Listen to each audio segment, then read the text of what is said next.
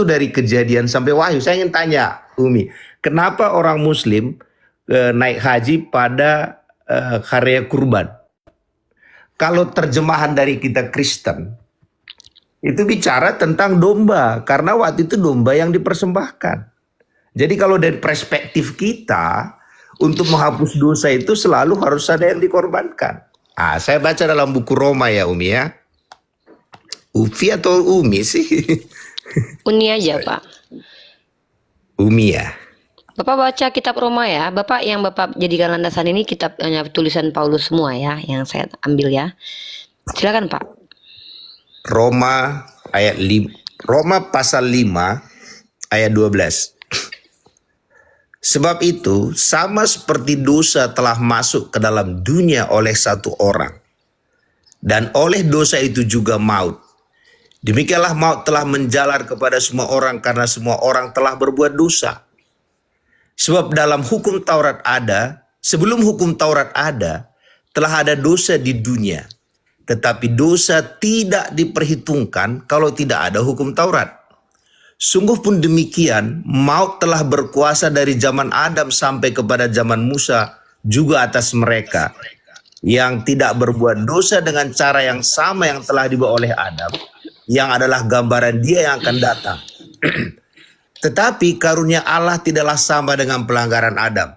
Sebab jika karena pelanggaran satu orang semua orang telah jatuh ke dalam kuasa maut, jadi karena Adam berdosalah maka dunia dikutuk, Adam diusir, itu gara-gara dosa semua. Semua yang terjadi di dunia ini adalah gara-gara dosa Adam itu, maka dunia pun dikutuk oleh Tuhan. Kalau kita baca di Kejadian. Maka dikatakan jauh lebih besar lagi kasih karunia Allah dan karenanya yang dilimpahkannya atas semua orang karena satu orang itu Kristus. Dan kasih karunia tidak berimbang dengan dosa satu orang.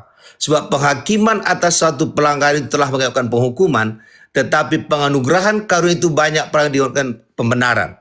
Ayat 17, ini terakhir ya. Sebab jika oleh dosa satu orang maut telah berkuasa oleh satu orang itu, maka lebih benar lagi yang telah menerima kelimpahan kasih karunia dan anugerah kebenaran akan hidup dan berkuasa oleh karena satu orang itu Kristus. Ayat 18, sebab itu sama seperti oleh satu pelanggaran semua orang beroleh hukuman, demikian pula oleh satu perbuatan kebenaran semua orang beroleh pembenaran hidup. Jadi ini cerita orang Yahudi. Jadi orang Yahudi itu yang bisa ketemu sama Tuhan itu hanya imam besar. Imam besar itu hanya bisa ketemu sekali setahun. Imam besar itu akan membawa korban bakaran. Dan kalau imam besarnya diterima, ini ya perwakilan ini. Kalau imam besarnya diterima, maka semua orang Israel diterima. Walaupun mereka pada berdosa semua itu, tapi kalau imam besar diterima, maka mereka semua diterima. Tetapi kalau imam besarnya ditolak, mereka semua ditolak. Dan inilah perlambangan itu. Karena Yesus itu juga menjadi imam besar bagi orang Kristen, karena dia membawa dirinya sendiri sebagai korban bakaran. Saat dia diterima, maka semua orang Israel diterima. Jadi konsep daripada Yesus Juru Selamat itu, semua itu dari perjanjian lama, topologinya. Baru mengenai imamat tadi, semua imamat itu bicara tentang pengorbanan. Dan itulah yang orang Kristen percaya yang Yesus kerjakan buat semua dosa manusia. Makasih. Dan saya ya. Teman-teman perhatikan baik-baik. Ini agak sedikit kalau kalian lost dalam apa yang saya sampaikan, kalian bisa nggak paham. Nanti saya ulangi teman-teman. Ya silakan Bro Admin. Teman-teman perhatikan Bapak Bang Jo ini betul-betul membawa pengajaran Paulus. Ya, betul-betul membawa pengajaran Paulus. Bayangkan teman-teman, ribuan tahun lamanya kitab Torah itu diimani oleh orang Israel. Tiba-tiba ribuan tahun kemudian muncullah Paulus menjelaskan bahwa ternyata korban bakaran selama ini ternyata hanya tipologi. Di situ Tuhan sendiri mengajarkan agar manusia ketika mengorbankan korban bakaran itu menjadi penebus mereka. Ternyata ribuan tahun kemudian itu hanya tipologi. Saya tidak ngerti tipologi ini apakah ketika Tuhan perintahkan manusia untuk korbankan hewan ternak dosanya betul-betul ditebus atau hanya iming-iming Tuhan saja. Tipologi ini maksudnya apa? Nah, itu ya. Nah, lanjut. Kalau kita baca Ulangan pasal 28, 15, saya tadi tidak kutip ini, Pak. Ini yang Anda kutip yang tidak dikutip oleh Paulus. Paulus itu Galatia pasal 3 ayat 10 itu dia mengutip kitab Ulangan pasal 26, Pak, yang berubah diksinya. Saya sepakati yang namanya orang Islam dan orang Yahudi itu sama-sama. Ketika ada pelanggaran, manusia itu kalau dalam Islam berdosa, kalau dalam Yahudi mungkin menggunakan istilah terkutuk. Kalau dalam Islam ketika manusia bertobat maka Allah akan ampuni dosa mereka. Yahudi juga begitu. Ada aturan supaya mereka diampuni. Nah, bahkan menghabisi nyawa anak atau dosa waris itu sendiri secara eksplisit dibantah oleh kitab Ulangan sendiri, Pak. Ya, dalam kitab Yeskiel, Ulangan, dan beberapa ayat lainnya, bahwa Tuhannya Bani Israel itu tidak akan pernah mewariskan dosa bapak kepada anak. Janganlah ayah dihukum mati karena anaknya, janganlah juga anak dihukum mati karena ayahnya. Setiap orang harus dihukum mati karena dosanya sendiri, Pak. Di sini Tuhan justru dihukum mati karena dosa manusia. Sedangkan di ayat ini seorang bapak saja tidak boleh dihukum mati karena anak dan anak tidak boleh dihukum mati karena bapak. Nah, Tuhan yang berbicara dalam Ulangan 24 ayat 16 ini memang berkontradiksi dengan Tuhan yang disampaikan dalam Yesaya 21:14 di mana Tuhan memerintahkan bunuhlah anak-anak mereka karena nenek moyangnya berdosa. Memang saya akui, Pak, ada kontradiksi dalam kitab Perjanjian Lama tentang sifat Tuhan. Saya akui itu, ya. Dan itu bukan menjadi rahasia ini ya, itu sudah menjadi rahasia umum. Nah, masalahnya adalah ketika Anda mengutip pengajaran Paulus dengan mengatakan tidak ada yang bisa diampuni kalau tidak ada kematian. Ini dibantah oleh Yesus. Kenapa saya katakan begitu? Saya kasih data.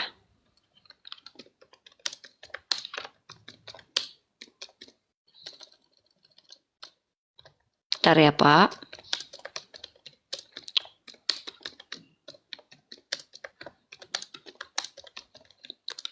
Bentar dulu, ini apa ininya ya, clue-nya, bentar saya cari clue-nya dulu. Ini dia. Dalam Lukas pasal 7 nomor 47 itu bertentangan dengan pengajaran Paulus dalam kitab Ibrani. Tidak, dalam hukum Taurat tidak ada yang diampuni tanpa penumpahan darah. Lukas berapa, Mbak? Lukas pasal 7 nomor 47. Ya. Bapak baca ketika Yesus hadir ke dunia, dia itu menjalankan hukum Taurat. Dan orang-orang yang harusnya bersama dia itu harusnya menjalankan hukum Taurat karena dia sendiri mengatakan aku tidak meniadakan hukum Taurat. Kalau Tuhan Bapa tidak mengampuni dosa tanpa adanya tertumpah darah sama sekali, bagaimana dengan kitab Lukas ini? Sebab itu aku berkata kepadamu, dosanya yang banyak itu telah diampuni. Pak, dosanya yang banyak itu telah diampuni sebab ia telah banyak berbuat kasih. Alasan dosa perempuan sundal ini diampuni oleh Tuhan Bapa adalah karena dia banyak berbuat kasih, bukan karena tercurahkan darah Yesus karena Yesus belum mati waktu itu. Tuh. Tetapi orang yang sedikit diampuni, sedikit juga ia berbuat kasih. Ini bantahan dari ajarannya Paulus. Yesus menentang, kenapa? Dengan sikap Yesus justru mengajarkan bahwa dosa itu bukan diampuni karena tertumpah darah, tapi ada hal lain yang menjadi asbab dosa diampuni. Ini ada kata karena ya, Pak, di sini. Karena dia banyak berbuat kasih. Nah, jadi Tadi yang saya minta dalil eksplisit dosa waris bahwa Adam terkutuk tidak pernah kita bisa temukan secara eksplisit dalam kitab Perjanjian Lama.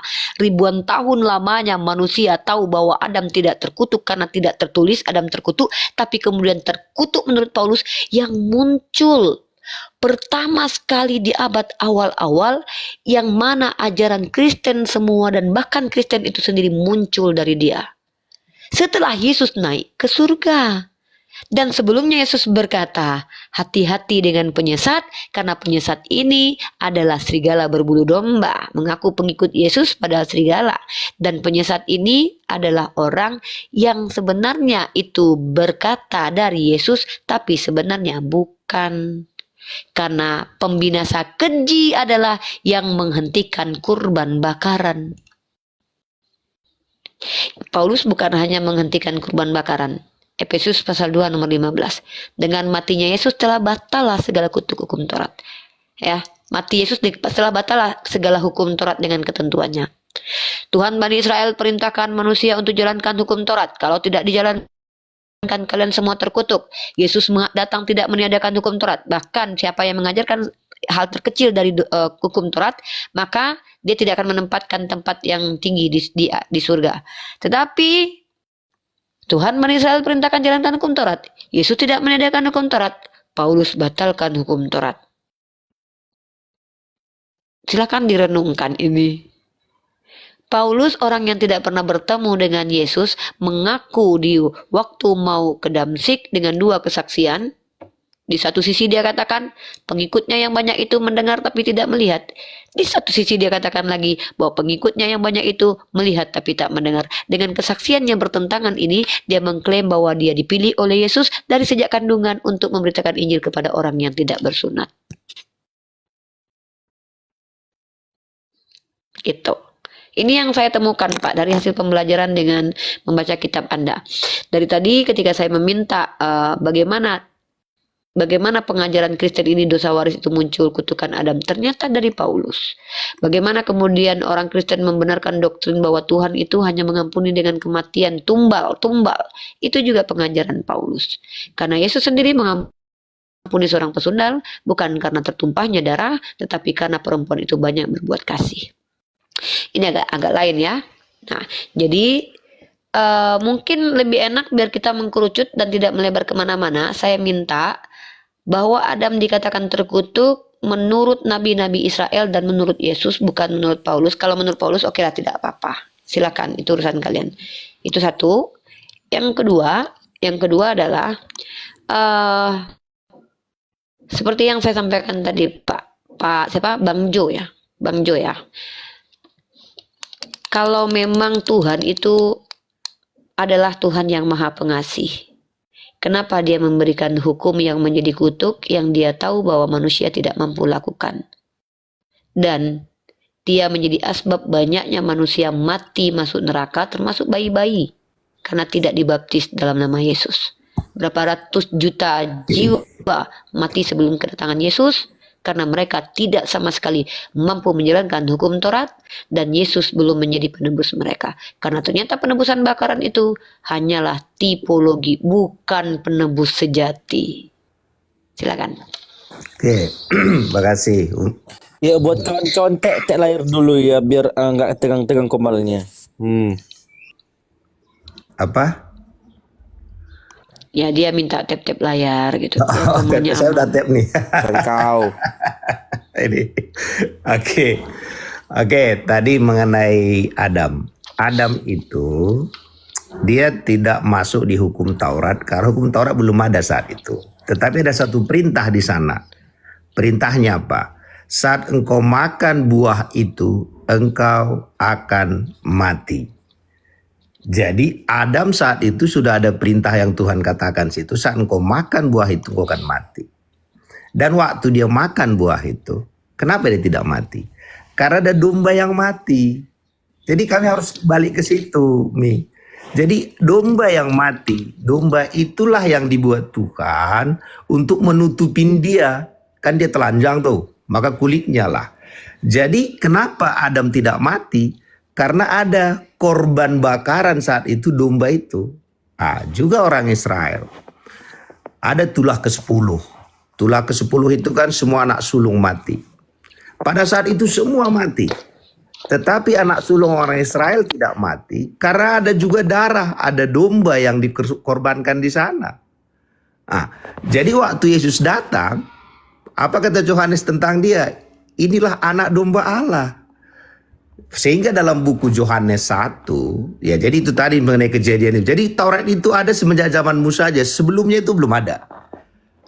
Makanya sebelum Taurat itu, walaupun mereka banyak berbuat salah, kecuali Adam karena dibilang jangan makan buah itu, mereka tidak mati karena belum ada peraturan di saat itu. Kecuali setelah ada peraturannya, itu setelah mereka keluar dari tanah Mesir, maka saat itu banyak yang mati. Waktu hukum Taurat itu diberikan, 3.000 yang mati. Jadi waktu hukum Taurat itu diberikan, mereka mendekat ke gunung itu, 3.000 yang mati. Itu dia kalau baca di Alkitab. Sekarang kita lihat bagaimana penebusan itu. Karena intinya itu hanya itu aja, Umi ya. Saya bilang tadi, kita ulang-ulang. Orang Yahudi percaya harus melakukan hukum Taurat. Teman-teman kita Muslim percaya harus dengan amal. Kita percaya, orang Kristen percaya tidak sanggup melakukan hukum Taurat itu. Yang kedua, kalaupun amal orang Kristen percaya, amal mereka pun tidak cukup membuat mereka masuk ke surga. Maka Yesus menaikkan lagi standar hukum Taurat itu, Umi. Apa kata dia? Kalau di hukum Taurat, kalau kita membunuh baru berdosa. Tuhan katakan apa? Kalau engkau membenci saudaramu sama dengan membunuh. Kalau di Taurat katakan apa? Kalau engkau berzina baru engkau berdosa. Yesus katakan apa? Kalau engkau membayangkan saja, engkau sudah berdosa. Bahkan Yesus menaikkan standarnya, nggak ada yang bisa. Makanya kita butuh juru selamat. Maka dikatakannya dia datang kan namanya Joshua, penyelamat. Kita tidak bisa masuk ke standar Allah. Kita tidak bisa masuk ke standar kekudusan Allah. Itu dia sebenarnya konsepnya. Sehingga dalam buku Yohanes, ini pasti sering juga diperdebatin ini, tapi ya saya baca aja. Ini bukan surat Paulus, Yohanes pasal 1 ayat 1. Pasti udah hafal ini. Pada mulanya lah firman itu bersama-sama dengan Allah dan firman itu adalah Allah. Ia pada mulanya bersama-sama dengan Allah, segala sesuatu dijadikan oleh dia. Dan tanpa dia tidak ada sesuatu. Aku dengar ini di gereja dulu, lo sakit kuping dengarnya. Ya udah. Kalau gitu. Sabar juga. Nggak apa-apa, lanjut Bang Jo. Udah sabar. Nggak Bang Jo, santai aja. Dia masih muda, jadi masih menggebu-gebu semangatnya ya. Bang Jo mudah-mudahan maklum. Lanjut aja Bang Jo, nggak apa-apa. Ya.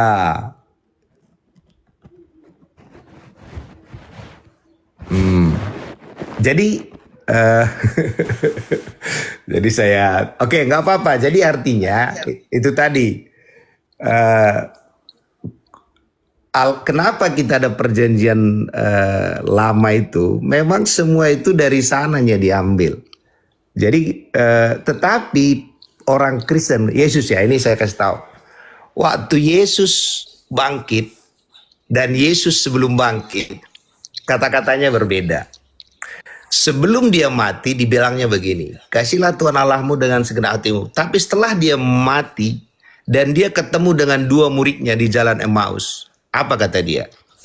Maka Yesus menerangkan tentang dirinya, tentang diri Yesus, mulai dari perjanjian lama, mulai dari kejadian dan sebagainya, tentang dirinya. Tentang dirinya itu apa? Simbol tentang dia. Salah satunya waktu Musa itu, waktu dikatakan kau pukul batu itu, maka dari batu itu akan keluar air. Itu bicara tentang Yesus yang akan disalibkan. Jadi semua yang ada di perjanjian lama itu, di perjanjian baru itu adalah hiasan apa yang akan terjadi kemudian di perjanjian baru. Thank you, Mi. Makasih kawan yang tadi yang udah gak sabar. Thank you. Unik, nyambung dong. Ya, Bro Admin sedikit Bro Admin, biar saya tanggapi dulu, nanti Bro Admin masuk ya. Pak Bang Jo di sini izin ya, karena saya kan seorang muslimah. Saya membuktikan bahwa doktrin Kristen itu bertentangan dengan kitab suci kalian. Itu tugas saya ya. Bukan saya ingin menyerang iman Anda, tapi karena saya belajar kitab Anda, maka saya sedang membuktikan bahwa doktrin Kristen rata-rata ditentang oleh isi kitab suci. Nah, Lanjut aja tadi Umi, kan saya aku dengerin. berbicara tentang ya, saya kan tadi tanya tentang dosa waris secara eksplisit ya. Ternyata dibawa dari pendapat Paulus. Oke lah, kita tahu pada akhirnya memang ternyata konsep dosa waris itu, kutukan Adam itu bukan dari Tuhannya Bani Israel dan Yesus, tetapi dari Paulus. Dan kemudian saya sudah tunjukkan ada perubahan ayat yang dikutip oleh Paulus dalam Ulangan 27-26. Tadi 26-27 di Galatia 3:10 yang terkorelasi dengan Ulangan 2:6. Nah, bicara tentang Ulangan 28:15 tadi saya sudah katakan, betul terkutuk, tapi Tuhan memberikan penebusan kurban bakaran. Kalau ternyata kurban bakaran itu tidak betul-betul menghapus dosa, apakah Tuhan lagi main-main ini? Bilang jadi penebus dosa, ternyata tidak ya. Ini saya nggak ngerti lagi cara berpikirnya Tuhannya Pak Jo. Nah, lanjut. Lalu saya mau menghancurkan doktrin bahwa diampuni itu karena tumpahnya darah manusia, Pak. Kenapa? Saya baca dalam beberapa ayat di kitab suci, silakan Bapak baca ya. Yesaya pasal 40, bentar. Yesaya pasal 40 nomor 2, Pak. Tenangkanlah hati Yerusalem dan serukanlah kepadanya bahwa perhambaannya sudah berakhir, bahwa kesalahannya telah diampuni, sebab ia telah menerima hukuman dari tangan Tuhan 2 kali lipat karena segala dosanya. Ya, kalau dalam Islam ini istilahnya kafarat, Pak. Kafarat itu apa? Ketika di dunia kita tersakiti, kita terluka, maka bahkan dalam hadis kalau kita terkena jarum saja tangannya, kita akan gugur dosanya. Itu karena kafarat, hukuman Tuhan di dunia. Maka bukan penumpahan darah Tuhan, manusia sudah diampuni. Artinya manusia bisa diampuni tanpa darahnya Tuhan. Lanjut, saya bacakan dalam Yesaya pasal 6 ayat ke-7, Pak. Ini tidak ada kaitannya dengan darah Tuhan lagi. Ia menyentuhkannya kepada mulutku serta berkata, lihat ini telah menyentuh bibirmu, maka kesalahanmu telah dihapus dan dosamu telah diampuni. Pengajaran Paulus tidak ada dalam kitab hukum Taurat bahwa kecuali segala dosa diampuni karena penumpahan darah. Ini agak lucu nih. Ternyata Yesaya mengajarkan bahwa manusia bisa diampuni tanpa penumpahan darah, bahkan penumpahan darah Tuhan. Dengan apa? Ketika ada bara api yang disebut dalam bahasa aslinya rispah, dilekatkan kepada bibirnya, tercium rispah batu keramik itu oleh Yesaya, maka dosanya diampuni. Artinya sama seperti umat Islam juga, ada kafarat. Kafarat, hukuman yang terjadi untuk diampuni. Artinya, siapa yang berdosa, dia yang tanggung. Bukan orang lain atau Tuhan yang menanggung. Ini. Kemudian terkait tentang pengabaran Injil adalah suatu kebodohan. Tapi Bapak tahu tidak dalam kitab Amsal pasal 16 nomor 22. Justru kebodohan itu adalah kebinasaan, Pak. Ayatnya, akal budi adalah sumber kehidupan. Akal budi adalah sumber kehidupan bagi yang mempunyainya. Tetapi siksaan bagi orang bodoh ialah kebodohannya. Sementara Paulus lagi-lagi Paulus ajarkan bahwa pemberitaan Injil itu ya betul bagi orang-orang ini kebodohan, tapi bagi kita suatu ini. Lagi-lagi Paulus. Penumpahan tidak ada pengampunan tanpa penumpahan darah, Paulus. Adam terkutuk karena dosa, Paulus. Dan akal orang Injil suatu kebodohan, Paulus. Lagi-lagi Paulus. Maka kalau kita katakan, apakah Kristen ini pengikut Yesus? Bukan. Umat Kristen itu doktrinnya datang dari Paulus, karena memang Pauluslah yang mengajarkan Kristen di Antioquia pertama sekali. Sementara Yesus itu mengajarkan hal yang tidak berbantahan dengan hukum Taurat, tapi dia datang menggenapi. Menggenapi tidak sama dengan membatalkan. Menggenapi itu, Pak, kalau kita bicara pakai diksi bahasa Indonesia, saya ingin menggenapi tugas saya, berarti tugasnya masih ganjil, Pak. Dan genap itu bisa muncul hanya karena dua perkara, Pak. Yang ganjil ini kalau dikurangi satu jadi genap, Pak. Ditambah atau Yang ganjil ini ditambahkan 1 jadi genap. Maka dalam Islam menggenapi ini bisa dijelaskan apa itu? Bahwa Nabi Isa Al-Masih putra Maryam itu mengurangi apa yang diharamkan, dikurangi, dijadikan halal. Itu ada Al-Quran. Maka kalau kami lebih tepat menggunakan kata menggenapi, artinya Nabi Isa itu apa yang tadinya hukum yang menjadi hukum bagi Yakub karena pengharaman makanan yang diharamkan oleh Yakub karena hukuman bagi dia, maka dihalalkan oleh Nabi Isa. Itu artinya apa? Ya sesuai dengan definisi menggenapi itu. Tadinya 3 ganjil, kalau tidak ditambah, kalau tidak dikurang bisa jadi genap. Bukan malah dibatalkan. Sesuai dengan pengajaran Paulus. Oke, sudah Mi. Gitu. Silakan nanti Bro admin masuk nih.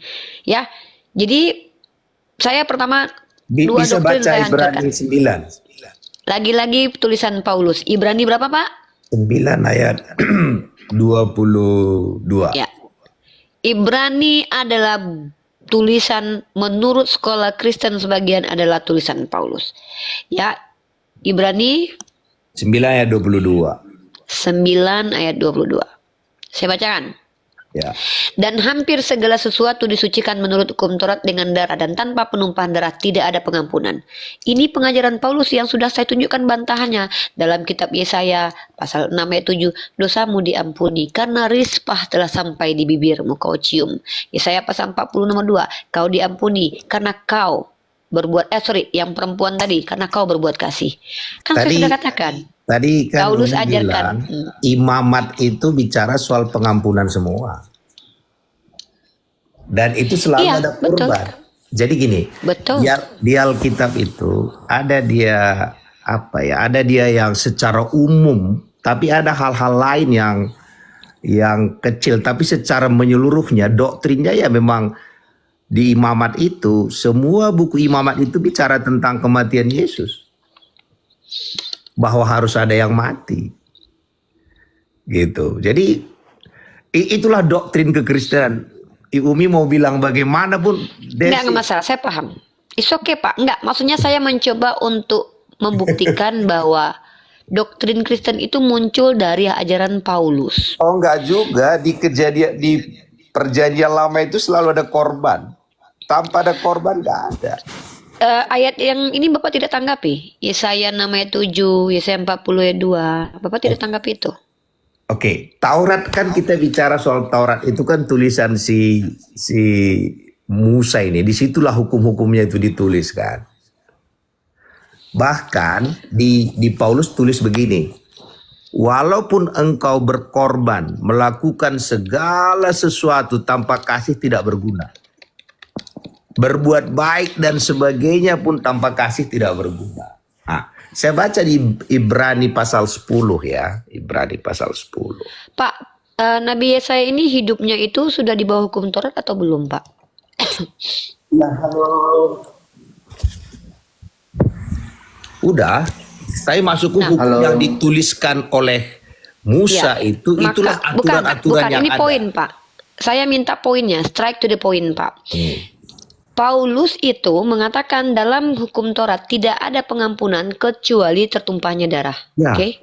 Nah, yang saya tanya kenapa Yesaya diampuni tanpa penumpahan darah? Itu yang saya tanyakan.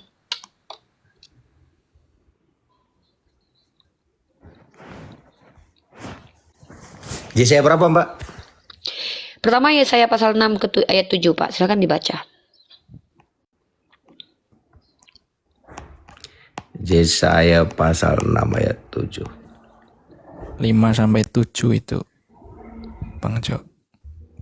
Dari nomor 5 dari ayat 5 sampai 7.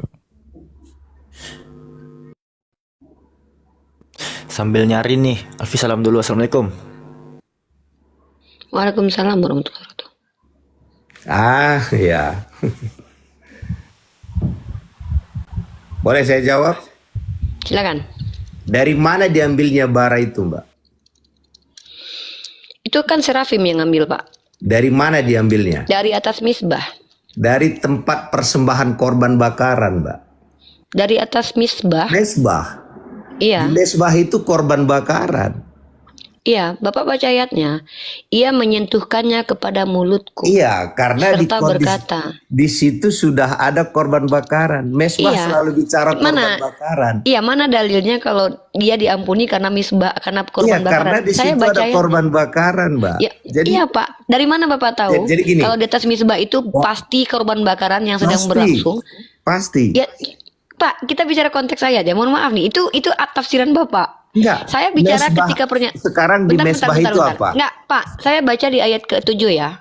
Ia menyentuhkannya kepada mulutku serta berkata, lihat, ini telah menyentuh bibirmu, maka kesalahanmu telah dihapuskan. Pak, kalau seandainya ya korban bakaran itu yang menjadi penghapus dosa Yesaya, tentu kita akan membaca diksinya seperti itu. Lihat, korban bakaran ini telah kau habiskan nyawanya, maka kau telah diampuni. Maka terhapusnya dosa Yesaya karena tumpahnya darah. Mbak. Tapi yang saya baca, lihat, batu keramik bara api itu telah tersentuh kepada bibirmu dan dosamu telah diampuni. Begitu juga dengan Yesus. Dosamu yang banyak itu telah diampuni karena kau banyak berbuat kasih. Yang saya tegaskan di 2 ayat ini, pengampunan dosa itu karena apa? Yesaya karena bibirnya diletakkan batu rispah itu, pesundal yang bersama Yesus karena dia banyak berbuat kasih. Dua-duanya bukan karena diampuni karena tertumpahnya darah. Itu poinnya, Pak. Boleh saya jawab? Itu poinnya. Silakan Pak. Baca ya. Di tangannya ada bara yang diambilnya dengan sepit dari atas mesbah. Mesbah itu selalu bicara korban bakaran. Jadi itu melambangkan sudah ada yang dikorbankan di situ. Jadi selalu ujung-ujungnya harus ada yang dikorbankan. Sehingga itu melambangkan aja bahwa sudah Pak, mana di situ bahwa Pak, cobalah. Coba Bapak jangan mempelintir perkataan Yesaya di situ. Batu ini telah menyentuh bibirmu. Karena batu itu telah menyentuh. Pak, kalau memang karena kurban bakaran, kenapa harus tersentuh lagi bibirnya Yesaya, Pak? Sekarang maksud saya, kenapa harus dari mesbah itu? Jadi mesbah Ya, itu karena gini Pak, dari mana bara ditemukan? Mau dari pembakaran sampah? Bapak ini lucu.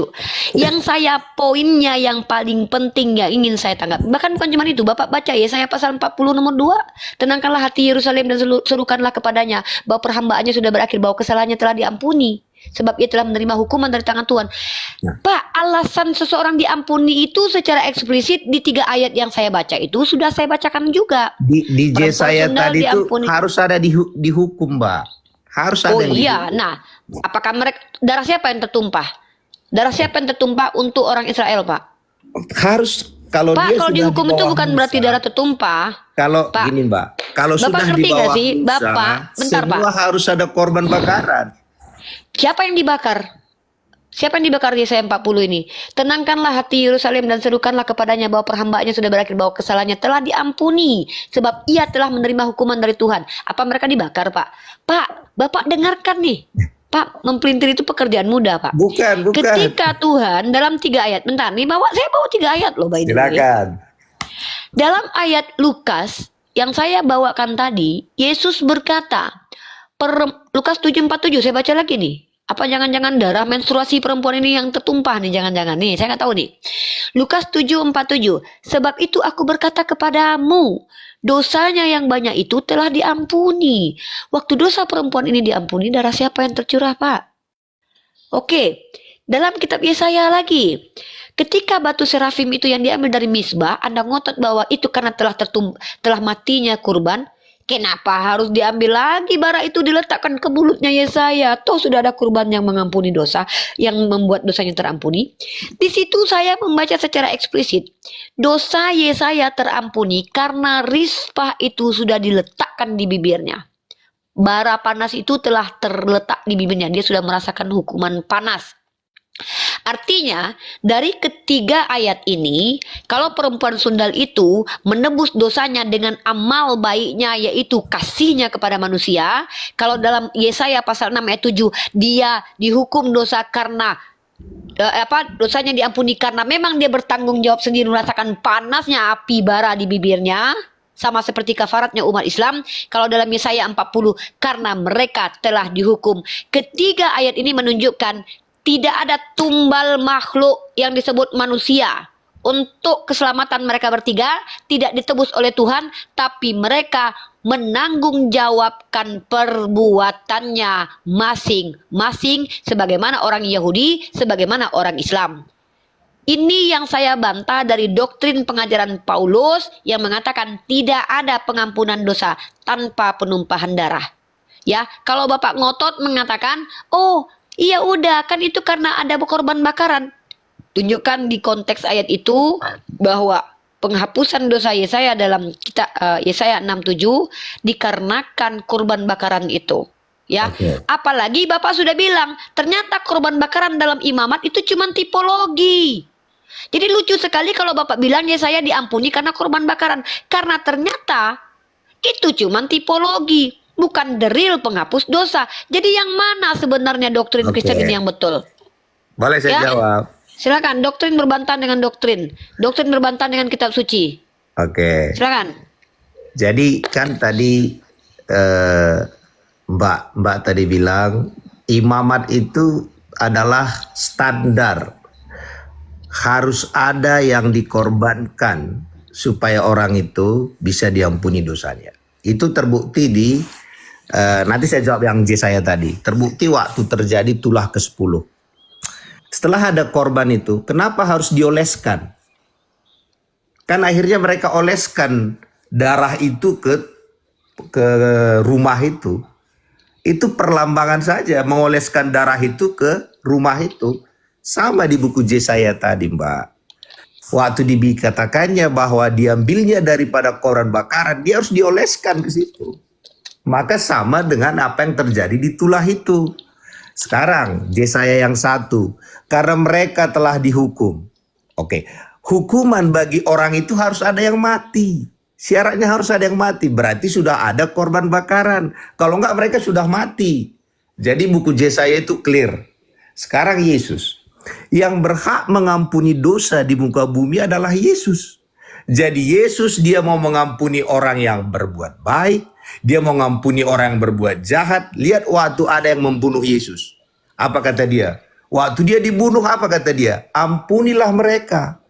Jadi tidak hanya orang yang berbuat baik. Orang yang membunuh dia pun dia ampuni. Karena dia adalah datang untuk mengampuni.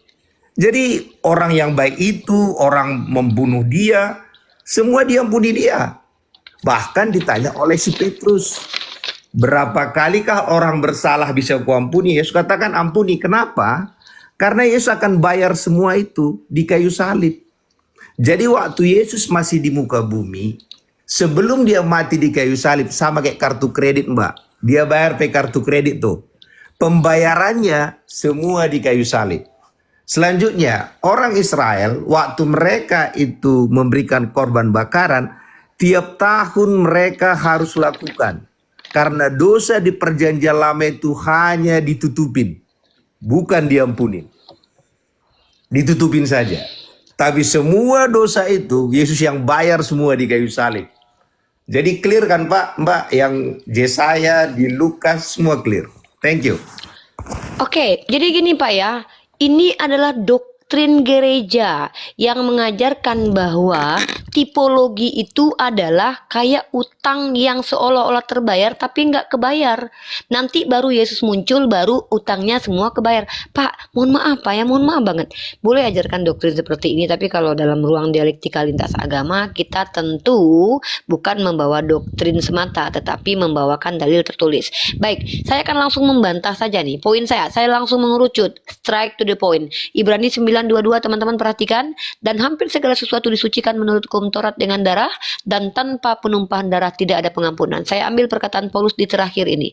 Dan tanpa penumpahan darah tidak ada pengampunan. Teman-teman, kita bantah dengan dalil kitab sucinya nabi-nabi Bani Israel, tokoh-tokoh Bani Israel dalam kitab Amsal pasal 16 ayat 6. Saya bacakan teman-teman ya, saya bacakan. Dengan kasih dan kesetiaan kesalahan diampuni. Karena takut akan Tuhan orang menjauhi kejahatan. Ini sejalan dengan Islam ya teman-teman. Dengan amal perbuatan dosa diampuni, dan kalau orang takut dengan Tuhan maka secara tidak langsung orang akan menjauhi dari kejahatan. Bentar ada telepon.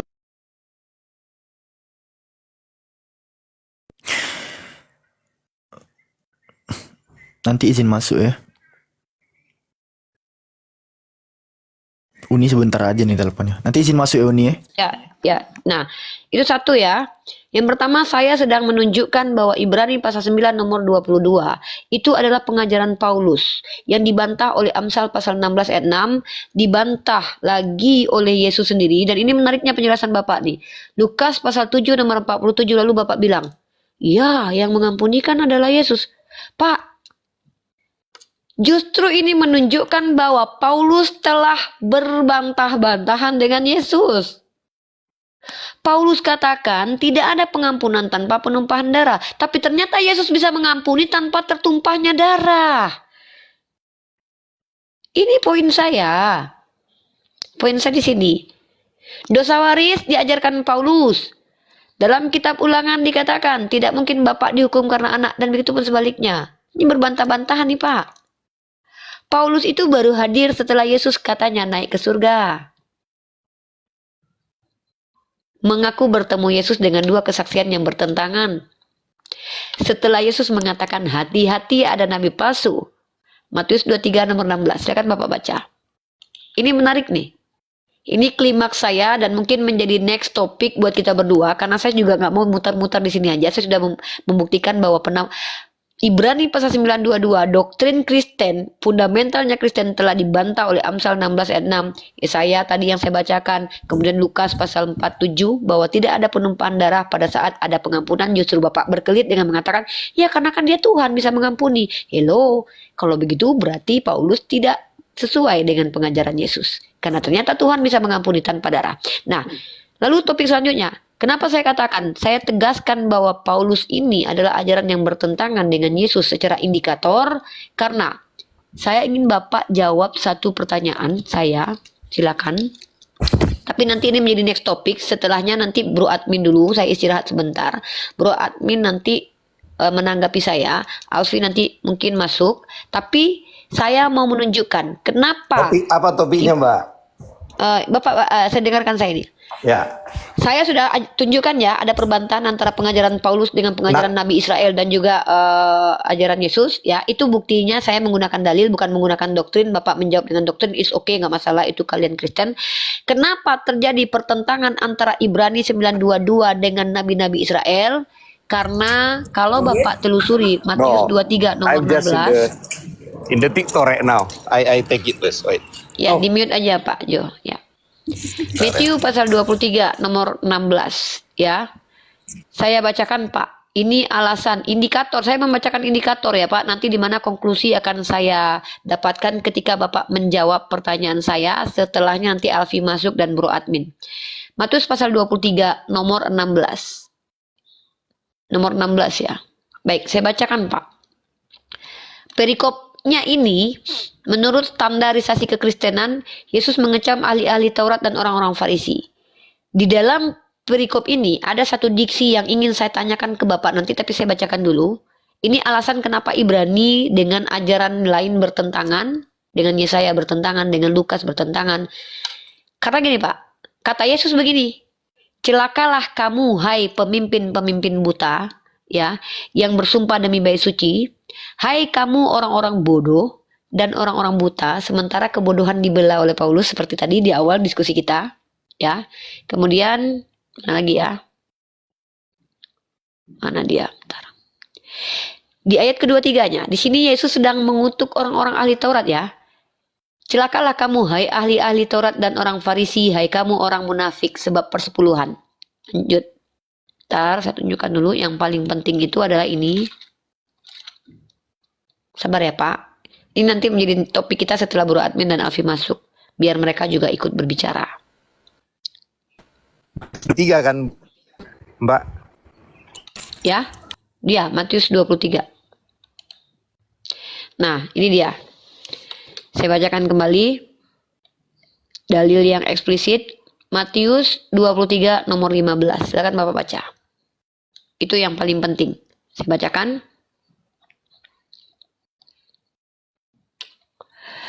Celakalah kamu, hai ahli-ahli Taurat dan orang-orang Farisi, hai kamu orang munafik, sebab kamu mengarungi lautan dan menjelajah daratan untuk mentobatkan satu orang saja menjadi penganut agamamu, dan sesudah ia bertobat kamu menjadikan dia orang neraka yang 2 kali lebih jahat daripada kamu sendiri.